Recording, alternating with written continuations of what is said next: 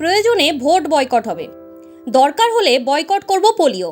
সাগরদিঘির ইসলামপুর এলাকার বেহাল রাস্তা নিয়ে এমনটাই বললেন ক্ষুব্ধ গ্রামবাসীরা। তাদের অভিযোগ, সাগরদিঘির বিধায়ক বাইরন বিশ্বাস থেকে শুরু করে জঙ্গিপুরের সাংসদ খলিলুর রহমান ও সাগরদিঘি পঞ্চায়েত সমিতির সভাপতি মশিউর রহমান এই রাস্তা পরিদর্শন করে গেছেন। আশ্বাস দিয়েছে গালভরা, কিন্তু কাজের কাজ কিছুই হয়নি। তাই সাগরদিঘির পাটকেলডাঙ্গা অঞ্চলের ইসলামপুরের গঙ্গা তীরে রাস্তা নিয়ে বিক্ষোভ করল গ্রামবাসীরা। ভবিষ্যৎ চিন্তা ভাবনা কি? ভবিষ্যতে আমরা বয়কট করব, ভোট বয়কট করে দেবো। ভোট পোলিও দুটোই বয়কট বয়কট করব।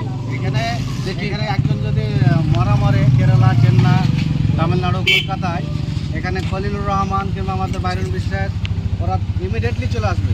আর আমরা যে রাস্তা ভেঙে গেছে, জলের তলায় তলিয়ে যাচ্ছে গ্রামবাসীরা, এদিকে ভ্রুক্ষেপ নেই।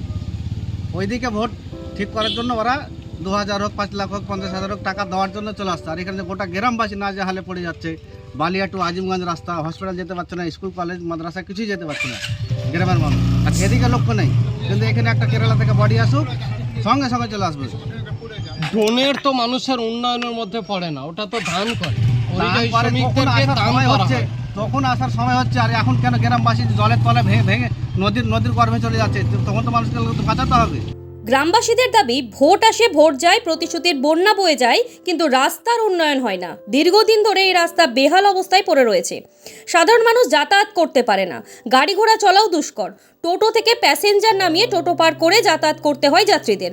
রাস্তার ভগ্নদশার কারণে এর আগেও বড়সড় দুর্ঘটনা ঘটেছে।